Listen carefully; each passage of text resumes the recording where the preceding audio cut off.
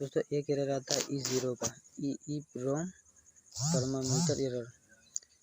इस एरर का मतलब है ये जो इंडोर में पीसीबी लगती है, पीसीबी काम नहीं कर रही, या तो आउटडोर की पीसीबी काम नहीं कर रही है। इस पीसीबी में एक चिपसेट होता है, उससे ये प्रॉब्लम आती है, E0 का एरर। या तो आप इस चेक कर लीजिए पहले इंडोर की पीसीबी बराबर प्रॉपर वर्क कर रही है कि नहीं कर रही है, और आउटडोर की पीसीबी प्रॉपर वर्क कर रही है कि नहीं कर रही है। दोनों पीसीबी में से एक पीसीबी वर्क नहीं कर रही, तभी ऐसा एरर आता है। दूसरा एरर आता है E1 का। E1 का रहता है indoor outdoor communication error. E1 का रहता आता है जैसे मान लीजिए कि इंडोर से या आउटडोर से तार कहीं कटा हुआ है, या तो कहीं रस्टिंग वगैरह आ गया है, या तो सिग्नल का वायर जो ऊपर नहीं पहुंच रहा है, या तो मान लीजिए वायर कहीं सेट या तो एक्सचेंज हो गया है आपस में, नए टेक्नीशियन जो होते हैं वो भूल गए हैं लगाने के लिए, तब ऐसा E1 का एरर आता है। या तो आप चेक करिए कहीं बार चूहा हुआ ने तो नहीं काट दिया, चूँकि वायर अंदर अंदर जाता है, चूहा भी काट देते हैं ना, इसलिए ऐसा एरर E1 का आता है। अब इसके बाद आता है E2 का error, zero crossing signal error. इस एरर को इंडोर का फैन मोटर नहीं चलता है तब आता है, या तो पीसीबी में कोई फॉल्ट होता है, जैसे मान लीजिए काफ़ी कंपोनेंट्स लगे रहते हैं, उन कंपोनेंट्स में कोई दिक्कत आई तब होता है। या तो फिर जैसे मान लीजिए पीसीबी जो है इंडोर का फैन चलता है, तुरंत बंद हो जाता है, 1-2 मिनट में चलता है तो बंद हो जाता है, या 1 आध सेकंड में चालू होकर बंद हो जाता है, तब ऐसा E2 का एरर आता है। इसके बाद हमारा आता है जो है E3 का एरर। ये जितने एरर मैं बता रहा हूँ ये वोल्टास की जो इन्वर्टर टाटा एसी हैं उसी में की हैं।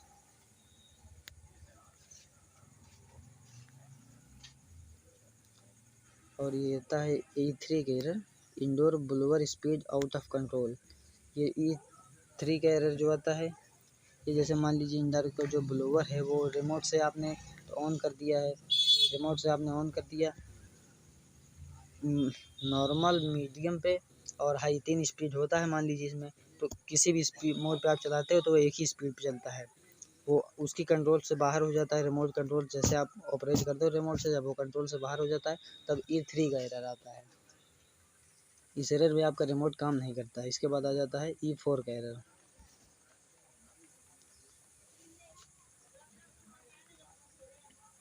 E4 का एरर आता है इंडोर कॉइल टेम्परेचर सेंसर।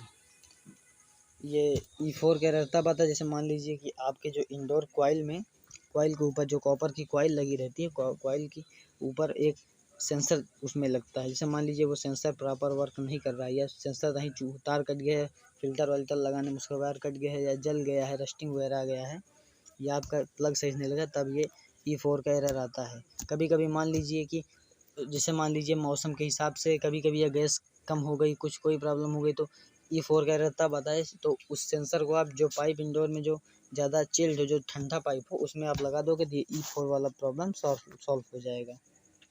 इसके बाद आ जाता है आपका E5 का एरर, ओपन और short circuit of ambient temperature sensor.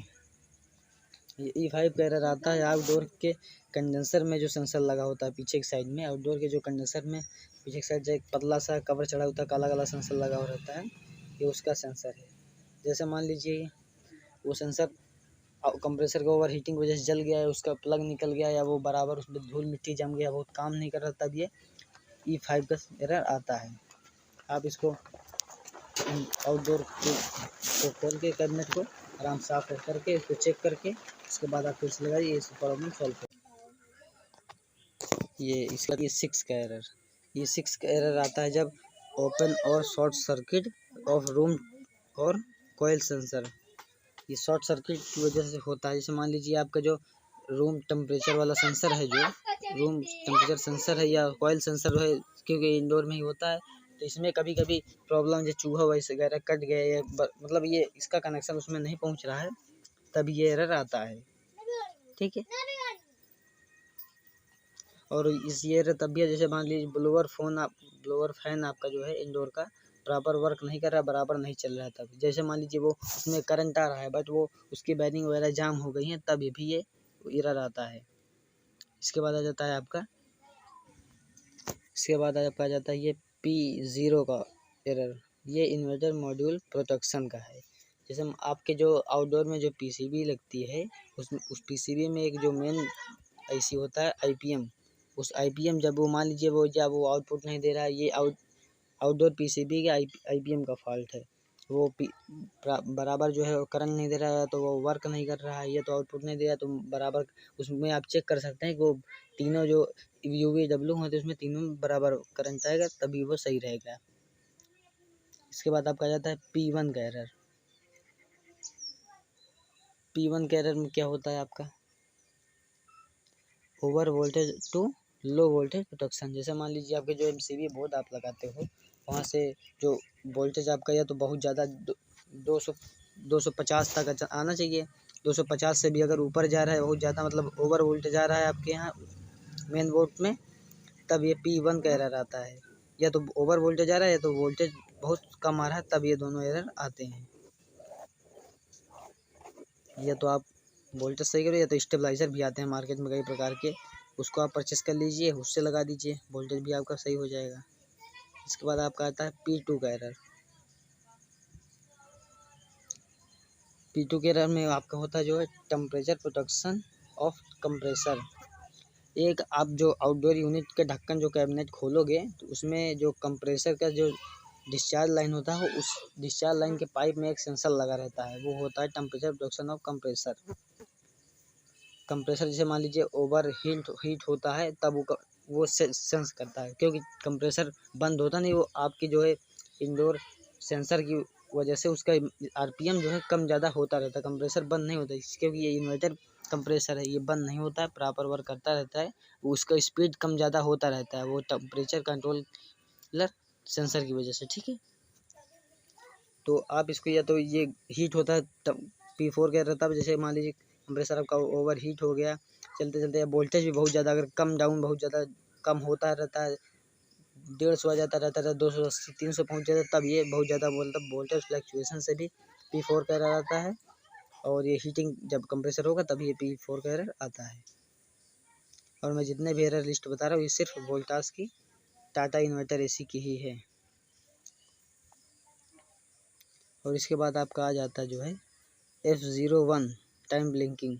F0 का एरर आता है, या तो इसमें 1 टाइम LED ब्लिंक करती है। ओवरलोड करंट फॉल्ट, क्योंकि इन्वर्टर मॉडल में टाटा की कई एसियाँ हैं वोल्टास की, तो कभी किसी हर मॉडल में अलग अलग PCBयाँ होती हैं, तो किसी में अलग अलग आता है, तो इसमें क्या है ओवर करंट फॉल्ट ये भी है। F0 का एरर आएगा, 1 टाइम या तो ब्लिंक करेगा LED। ओवरलोड करंट का ये भी फॉल्ट होगा। वोल्टेज आप सही करिए, ये भी फॉल्ट आपकी सॉल्व हो जाएगी।